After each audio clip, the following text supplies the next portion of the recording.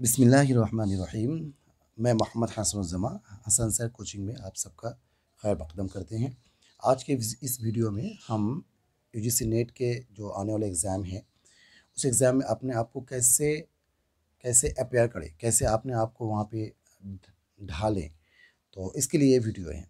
देखिए, एग्ज़ाम में बसा वक़्त हम काफ़ी अच्छी तैयारी के साथ जाते हैं, लेकिन एग्ज़ाम में बैठने के बाद हमारा जो कमेंट होता है, हमारा जो परसेप्शन होता है वो ये है कि अच्छा नहीं गया, हालाँकि हमने तैयारी की थी। तो इसका वजह है कि एक स्ट्रैटेजी होता है एग्ज़ाम को समझने के लिए और एग्ज़ाम में खुद को ढालने के लिए, मतलब एग्ज़ाम की तरह खुद को डालने के लिए। तो यहाँ पे कुछ पॉइंट्स हैं जो मेन पॉइंट्स हैं। बिफोर ऑन डे पहले आपको क्या करना पड़ेगा, एग्ज़ाम के दिन आपको क्या करना पड़ेगा, और साथ में एग्ज़ाम के हॉल में आपको क्या करना पड़ेगा, और एग्ज़ाम के बाद आपको क्या करना, ये सारी बात जो है आपके सामने इसका जो अभी तरतीब आने वाले हैं पॉइंट के साथ और खुलासा के साथ। आप साथ में रहिए, वीडियो के आखिर तक देखते रहिए। जैसे कि आपको मालूम है 21 को आप लोगों का एग्ज़ाम है अरबिक का। ओके, 21 को एग्ज़ाम है। काफ़ी अच्छे से आप तैयारी कीजिए और दुआ कीजिए। इंशाल्लाह मैं भी दुआ करूँगा अल्लाह सबको कामयाबी अता फरमाए। बिफोर ऑन डे आपको क्या करना है, इसको आप ध्यान से देख लीजिए। असल में होता है ऐसा है, बिफोर ऑन डे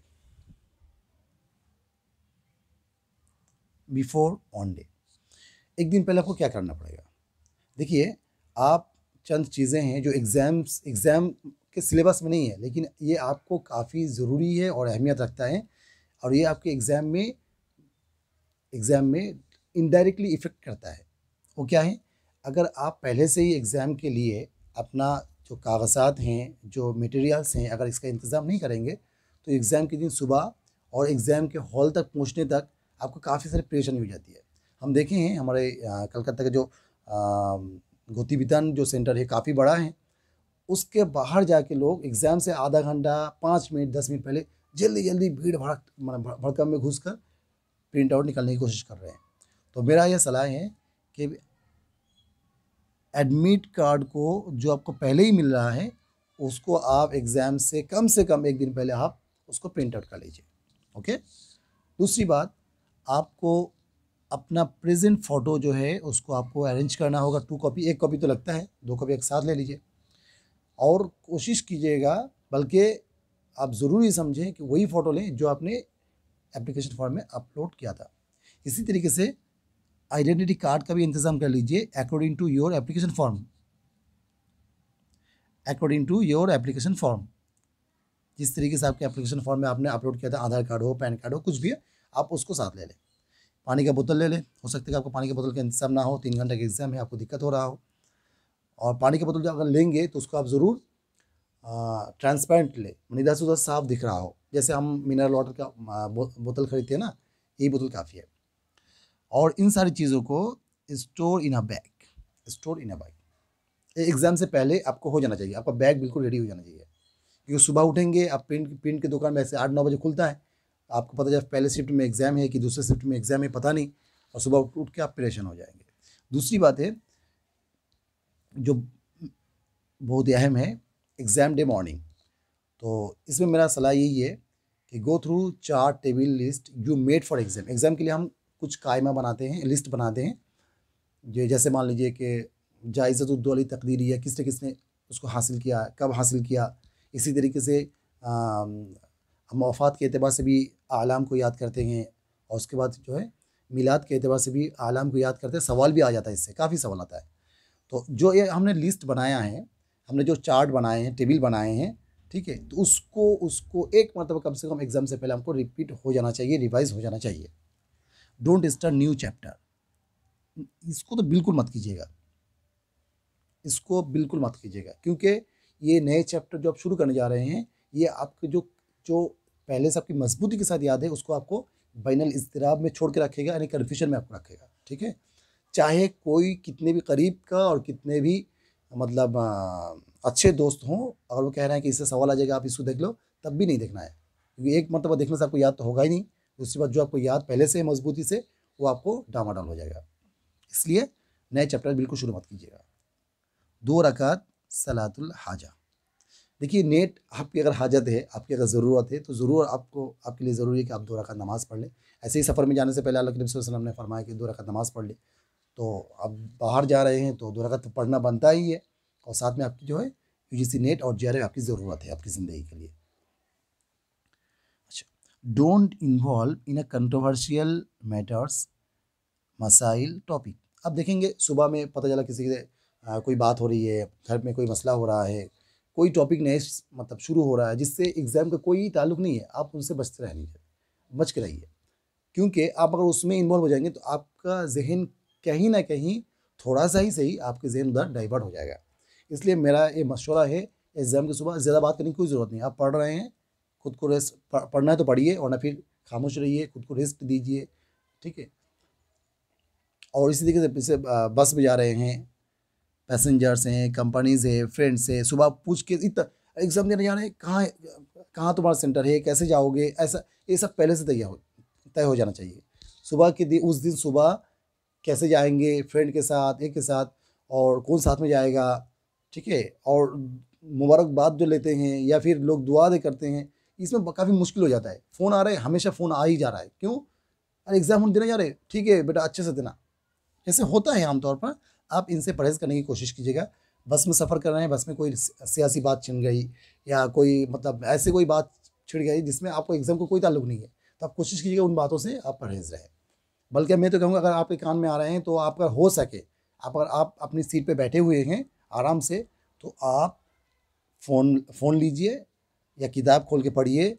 अगर नहीं भी हो रहा है तो आप तब भी अपने कान में ईयरफ़ोन डाल के कुछ अपने पढ़ाई के सिलसिले में कोई चीज़ सुनते रहिए। किसी का वीडियो सुनिए, किसी का कोई बयानात सुनिए यूजीसी नेट के बारे में, ठीक है। मतलब इसका ये है कि आप किसी भी ऐसे टॉपिक से इन्वॉल्व ना होइए जो आपके एग्ज़ाम से रिलेटेड ना हो। Reach exam hall earlier. आपको जल्दी एग्ज़ाम हॉल पहुंचना है, आपका टाइम जो भी है उससे पहले तकरीबन 1 घंटा पहले आपको वहाँ पे पहुंचना चाहिए। कम से कम आपको आधा घंटा पहले पहुंचना चाहिए। देखिए उससे अगर बाद में आप पहुंच जाएंगे तो एग्ज़ाम तो आपको हो जाएगा, आप एग्ज़ाम हॉल में पहुंच जाएंगे, कोई आपको मना नहीं करेगा। लेकिन बात यह है, जब अगर आप एक आधा घंटे की दूरी पर है और आप ट्रैफिक जैम में है, आपका ट्रेन लेट हो गई है, तो आपके दरमियान में जो बेचैनी पैदा होगी, वही बेचैनी आपकी जो है, आपकी जो मजबूती के साथ जो चीज़ें, जो टॉपिक, जो यूनिट आपका मजबूती से कवर है, उसको भी आपको किसी न तरीके से वो उसको झंझोड़ के रख देगा। क्योंकि आप टेंशन में, जब टेंशन में होता है तो इंसान, जाहिर सी बात है, वो परेशान होता है, और फिर उसके बाद जो है उसकी जो जहन भी, वो भी काम सही से नहीं करता है। इसलिए पहले चले जाइए, इत्मीनान से, सुकून के साथ, आसूदगी से कि वहाँ पे बैठिए। रीड, थिंक और साइलेंट। एग्जाम हॉल पहुंचने के बाद देखना वहाँ पे बहुत पुराने दोस्त से मिल जाती है, और फिर उसके बाद घर से कोई रिश्तेदार आते हैं, उनसे मुलाकात हो जाती है। तो उसमें फिर खैरियत पूछते हैं, कैसे है, कैसी तैयारी। ये बात तो ज़रूर पूछेंगे आपसे कि कैसी तैयारी है, आप इस मतलब हो जाएगा। ये सब बातों से बिल्कुल, या तो आप पढ़िए, या फिर आप सोचिए, या फिर आप खामोश रहिए। पढ़िए मतलब आप कोई किताब पढ़ रहे हैं, और सोचिए मतलब ये है कि आप जहन में किसी टॉपिक को सोच रहे हैं।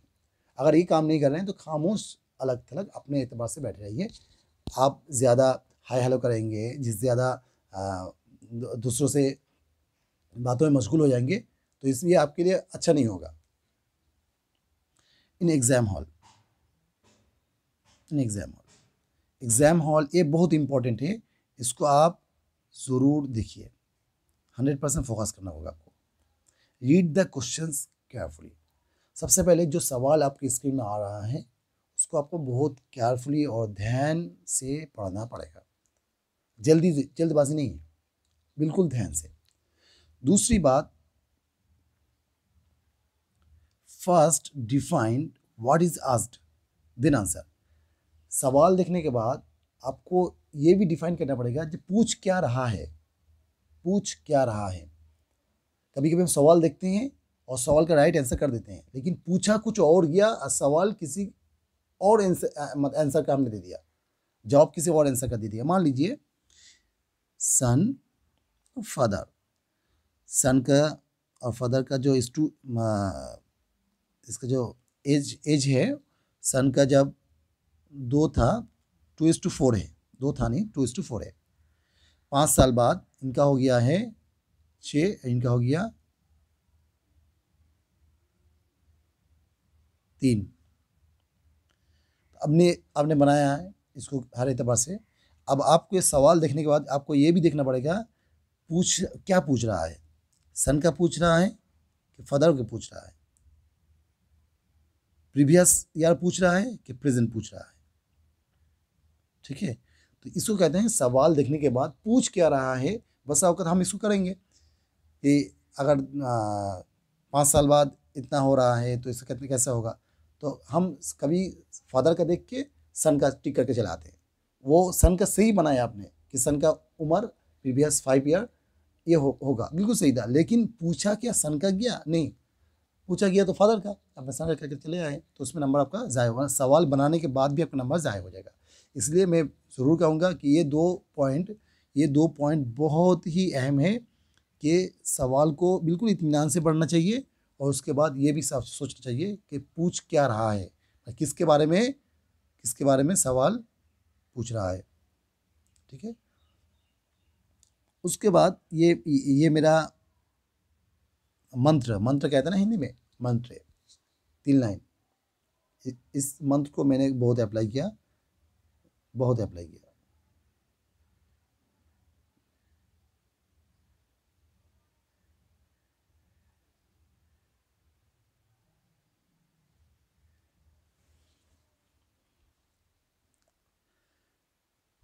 ये मंत्र है, हिंदी में मंत्र कहते हैं, यानी जो मतलब काम की चीज़, बहुत काम की चीज़।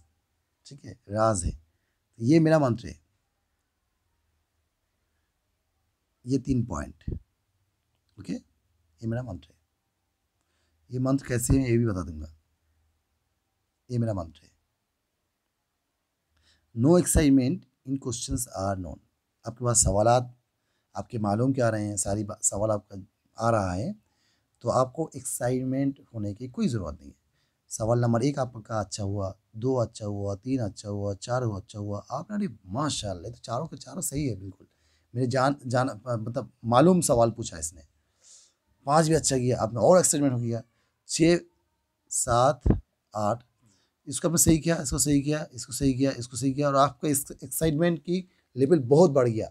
6 इसको भी सही कर दिया और 7 ये आपको मालूम है, लेकिन आपका एक्साइटमेंट और बढ़ गया है क्योंकि आपने 6 सवाल बिल्कुल सही किए हैं और उसी एक्साइटमेंट के चक्कर में, और ये भी तो हमको मालूम है, आपने इसको गलत कर दिया और उसके बाद इसको भी गलत कर दिया। क्यों? अब तो एक्साइटमेंट हो गया है। जब इंसान एक्साइटमेंट हो जाते हैं ना तो नॉर्मल हालत में तो होते नहीं है, जाहिर सी बात है उससे गलती हो जा सकती है। इसीलिए सवाल कितने भी अच्छे हों और कितने भी आसान हो और कितने भी आपको मालूम हो, हर सवाल को पिछले सवाल से अलग कर सोचिएगा कि आपको इस सवाल का जवाब आता है या नहीं। अगर पिछले 5 सवाल आपका आ गया है तो इसका मतलब ये आ जाएगा, ऐसी बात नहीं है। और पिछले 5 सवाल आपका गलत हुआ है तो इसका मतलब ये भी गलत हो जाएगा, ऐसी बात नहीं है। ये बहुत इंपॉर्टेंट बात है। ओके, इसीलिए आप कोशिश कीजिएगा नो एक्साइटमेंट। मैंने तो जो एग्ज़ाम में राफ शीट दिया था हमने उसमें बड़े बड़े लिखे थे, ये 3 बात लिख के सामने रखे थे, नो एक्साइटमेंट, नो सैडनेस। यानी आपका 5 सवाल गलत हो गया, कोई दिक्कत नहीं, 6वां 7वां 8वां 10वां 11वीं सारे सवाल आपको सीख हो जाएगा। ठीक है, इंशाल्लाह हो जाएगा। तो फिर ये सोचना कि पिछले गलत हो गया तो इसका मतलब ये भी गलत हो जाएगा, अरे यार 5 तो गलत हो गया, 5 गलत हो गया तो अभी तो 95 क्वेश्चन आपके हाथ में है ना, उसको आप सही से अटेम्प्ट कीजिए। इसमें सैडनेस की कोई जगह नहीं है और ना एक्साइटमेंट की कोई जगह है। मुझे याद है जब रिज़ल्ट आया था मेरे पहले 30 क्वेश्चंस बिल्कुल सही था, बराबर, दरमियान में कोई भी एक सवाल गलत नहीं था, कोई भी एक सवाल गलत नहीं था अल्लाह के फजल से। इसलिए हर सवाल को 100% दीजिए कि ये सवाल अलग है, इसको हमको बनाना है, इसको हमको अटेम्प्ट करना है। पिछले क्या हुआ वो आप छोड़ दीजिए। इसका एक सिंपल से मिसाल ले लीजिए, एक ओवर में 6 गेंद होता है, पहले गेंद में 6 रन आ गया, इसका मतलब ओवर के आखिर में जाकर 36 हो जाएगा, ऐसा नहीं मुमकिन नहीं है। ठीक है, मुश्किल है ऐसा। और ओवर के पहले बॉल में अगर आउट हो जाता है इसका मतलब ये नहीं कि ओवर के ख़त्म में 6 विकेट गिर जाएगी। तो हर बॉल मुस्तकिल है, हर सवाल मुस्तकिल है, उसमें आउट भी हो सकते हैं, उसमें छक्का भी हो सकता है। हर सवाल आपके लिए मुस्तकिल है, पिछले के सवाल के साथ आप मत जुड़िएगा। अगर आपको आ रहे हैं तो ध्यान से इत्मीनान से उसको कर दीजिए। वही 2 point read the questions carefully और fast define the what is ask, fast define what is ask then answer. ये 2 पॉइंट रखकर आप बिल्कुल एक्साइटमेंट नहीं होइएगा, आप सैड मतलब आप गमज़दा मत हो जाइएगा, सिर्फ आपको हर सवाल को 100% देके बनाना है। बी काम ये दोनों का नतीजा है। अब ये 2 चीज़ें जब करेंगे खुद ब खुद बी काम हो जाएंगे। मैनेज योर टाइम, ये बहुत इंपॉर्टेंट पॉइंट है, आपको टाइम मैनेजमेंट करना पड़ेगा। यानी कि पहले आप देखिए, इसमें बहुत सारी राय हैं कि पहले किसको करें, सब्जेक्ट को करें या फर्स्ट पेपर को करें। इसमें कोई राय नहीं है, हर एक का अलग अलग परसेप्शन है, अलग अलग व्यू है। कोई कहता है पहले इसको करो, आपको जिसको बेहतर लगे उसको करो। आपने चूँकि अटेम्प्ट किए हैं और आपने मॉक टेस्ट भी दिए होंगे ज़रूर, तो आप उस एतबार से आप देखिएगा पहले किसको करना है। बहरहाल जिसको भी करना है आपको ध्यान रखना पड़ेगा कि देखिए वहाँ पे हमको 100 क्वेश्चन का अटेम्प्ट करना है, 100 का हमको कितना नंबर कितना मिनट देना चाहिए, और यहाँ पे 50 क्वेश्चन का अटेम्प्ट करना है, यहाँ पे कितना मिनट आपको देना चाहिए। उस एतबार से आपको बिल्कुल मैनेज करना पड़ेगा। और आखिरी पॉइंट जो है एग्ज़ाम के दौरान कि डोंट हेल्प एनीवन, किसी को आपको मदद करने की कोई ज़रूरत नहीं। तो गलत है, हो सकता है कि आप किसी को हेल्प कर रहे हैं, कैमरा से चेक हुआ, आपको बाहर निकल दिया, आपकी सारी तैयारी जो कि जीआरएफ तक आपको पहुंचा सकता था, किसी की हेल्प करने की वजह से आपकी ज़िंदगी में इतनी बड़ी नुकसान हो जाएगा। इसलिए किसी को हेल्प करने की कोई ज़रूरत नहीं। और ये सिर्फ उनको देखकर आपको बाहर कर देने की वजह से नहीं है, बल्कि जब आप किसी को हेल्प करने जाएंगे, चाहे आपके दोस्त हों, आपके साथी हों, तो आपको यकीनन आपके कंप्यूटर से नज़र हटाकर उनका कंप्यूटर पर देखना पड़ेगा। आप जिस सवाल पर हैं, जहाँ पे आप सोच रहे थे, वहाँ से आपके सोच को भी उठाना पड़ेगा और उनके कंप्यूटर में जाकर उनके सवाल को देखकर उन सवाल में सोचने की भी सोचने पर आप मजबूर हो जाए। तो यहाँ पर जो इस सोच का अपने कंप्यूटर से अपने सवाल से उठकर किसी और सवाल में चले जाना, ये आपके लिए नुकसानदेह है। फिर आपको अपने कंप्यूटर में अपने सवाल बनाने में फिर जो सोच आपने जो एक्चुअली आपने के साथ कर रहे थे वो नहीं कर पाएंगे। इसलिए किसी की हेल्प करने की कोई ज़रूरत नहीं है। उसके बाद आफ्टर एग्जाम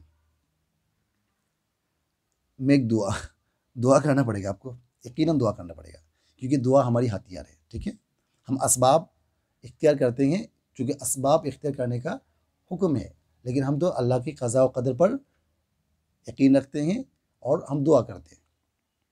बिलीव इन अल्लाह, भरोसा रखें, यकीनन आपको भरोसा रखना पड़ेगा। इफ़ क्वालिफाइड तो यकीनन आपको अल्लाह ताबारक व तआला का शुक्र अदा करना चाहिए। इफ़ नॉट तो फिर छोड़िएगा मत, प्रिपेयर अगेन स्ट्रांगली, आपको स्ट्रांगली तैयार करना होगा। और तैयार ये आपको सिखा देगा कुछ कि आपने ऐसा तैयारी की थी जो गलत था, आपको इसके लेवल से और आगे जाना पड़ेगा। देखिए, हार तब होती है जब हार आप खुद मान लेते हैं, और ना फिर हर हार से कुछ सबक मिल जाता है। और ये अल्लाह के नबी सल्लल्लाहु अलैहि वसल्लम की एक सिफत है कि उन्होंने हर हार से जीत को निचोड़ कर निकाल लिया। मुश्किलात थे, हर हार से उन्होंने जीत को निचोड़ कर निकाल लिया। ये अल्लाह के नबी सिफत है। तो अगर आप मान लीजिए किसी का भी नहीं हुआ, तो हारने की कोई रास्ता नहीं है, बल्कि आपके सामने और चांसेस है। बल्कि इसी 2023 में 3 अटेम्प्ट होने वाले हैं। आप कसम कर लीजिए खुद से कि फरवरी में नहीं होगा, इसको बाद वाले में ज़रूर हम जीआरएफ के लिए खुद को रेडी करेंगे, या फिर दिसंबर तो ज़रूर करके रहेंगे। तो इंशाल्लाह देखिएगा आपके हाथ में इंशाल्लाह जीआरएफ की लेटर होगा। थैंक यू, सबका दिन मुबारक हो।